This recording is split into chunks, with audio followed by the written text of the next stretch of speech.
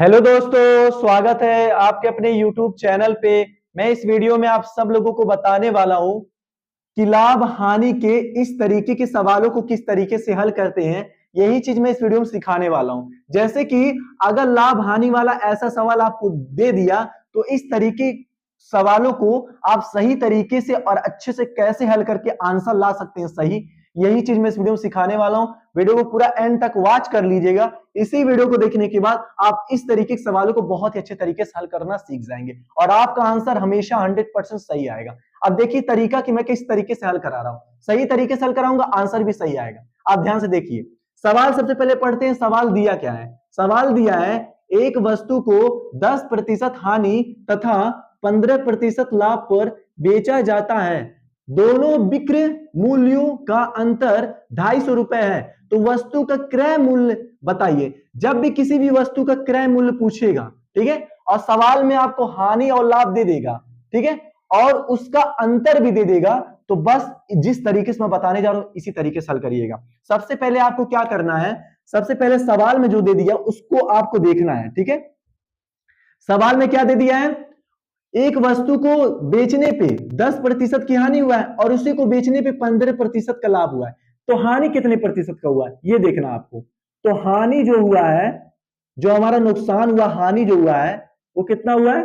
10%। तो ऐसे 10% आपको लिख देना है। सवाल में जो दिया सबसे पहले वो आपको लिखना है, ठीक है। और देखिए लाभ कितना हुआ है। लाभ जो हो गया है, पहले सवाल में जो दिया उसको आप लिख लीजिए।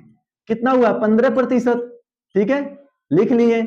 इतना करने के बाद अब देखिए दोनों का मतलब दोनों का विक्रय मूल्यों का अंतर कितना दे दिया है? 250 रुपए, ठीक है। तो दोनों का अंतर कितना दे दिया है? लिख देंगे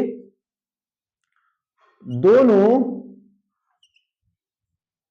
दोनों का अंतर कितना दे दिया है? अंतर जो दे दिया है वो कितना दे दिया है? 250 रुपए दे दिया है। तो हम क्या करेंगे? 250 ऐसे लिख देंगे, ठीक है। इतना लिखने के बाद दिख रहा होगा आपको। इतना लिखने के बाद अब देखिए, अब हमें निकालना क्या है? वस्तु का क्रय मूल्य निकालना है। तो इसको निकालने के लिए सिंपल आपको क्या करना है?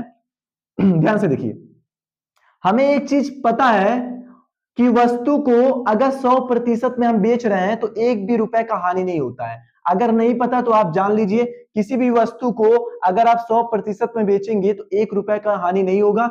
और वस्तु का जो क्रय मूल्य होता है वो 100% होता है। मतलब अगर वस्तु का क्रय मूल्य निकालना होगा तो हम 100% निकालेंगे, ठीक है।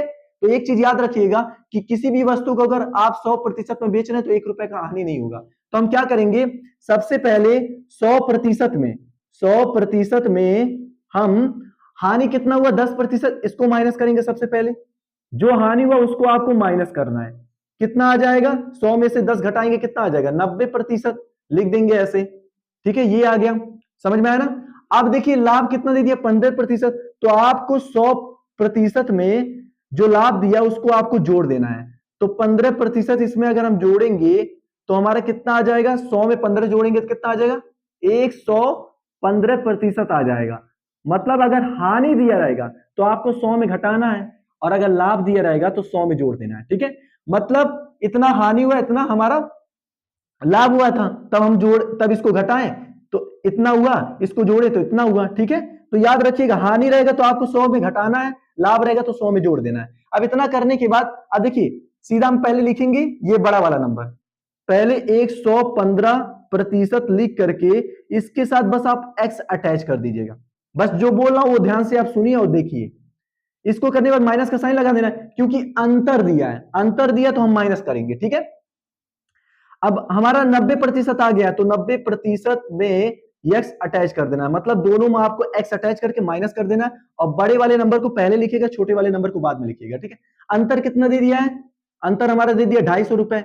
तुम सीधा 250 ऐसे लिख देते हैं, ठीक है। इतना समझ गए ना। अब इसके बाद देखिए क्या करना है।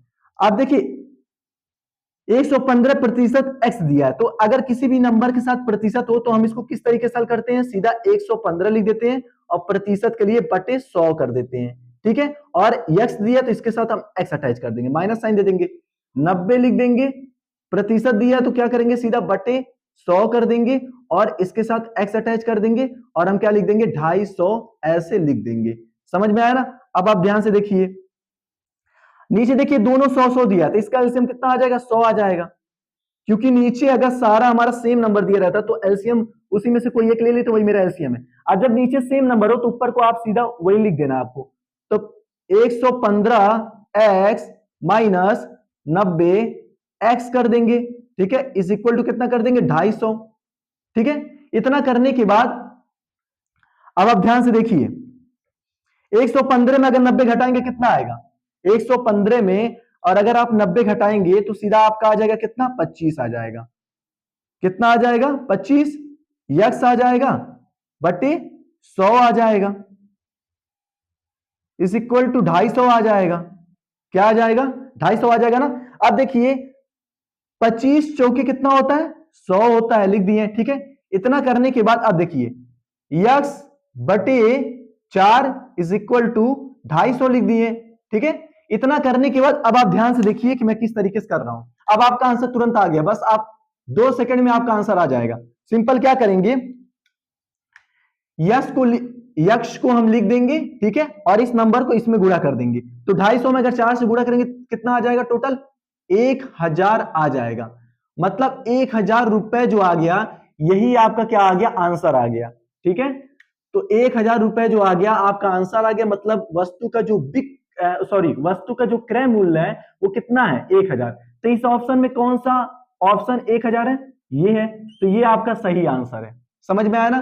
तो इस तरीके से आपको इस तरीके के सवालों को हल करना है। और मैं आपसे इतना ही कहूंगा, जब भी लाभ और हानि वाला सवाल दे दे और इसी सवाल में आपको हानि और लाभ दोनों दे दे, ठीक है, और आपको दोनों का विक्रय मूल्यों का अंतर अगर दे दे और आपसे इसी में पूछ ले कि वस्तु का क्रय मूल्य बताइए, तो सबसे पहले आपको क्या करना है? देखिए, सबसे पहले जो सवाल में दिया उसको लिख लेना है। लिखने के बाद पहले 100% में जितना हानि उसको माइनस करके लिख देना है, फिर 100% में जितना लाभ भी है उसको जोड़ देना है, लिख देना है, ठीक है। हानि रहेगा तो माइनस, लाभ रहेगा तो जोड़ देना है। करने के बाद बड़े वाले नंबर के साथ एक्स अटैच करके माइनस छोटे वाले नंबर के साथ एक्स अटैच करके जो हमारा अंतर दिया उसको लिख देंगे इक्वल, ठीक है। उसके बाद क्या करेंगे? इसको इस तरीके से हल करेंगे, ठीक है, सॉल्व करेंगे। उसके बाद x की वैल्यू जो आएगी वही आपका वस्तु का क्रय मूल्य होगा, ठीक है। तो इस तरीके से आप हल करिएगा। 100% कह रहा हूं, आपका आंसर गलत होगा नहीं, क्योंकि ये तरीका जो है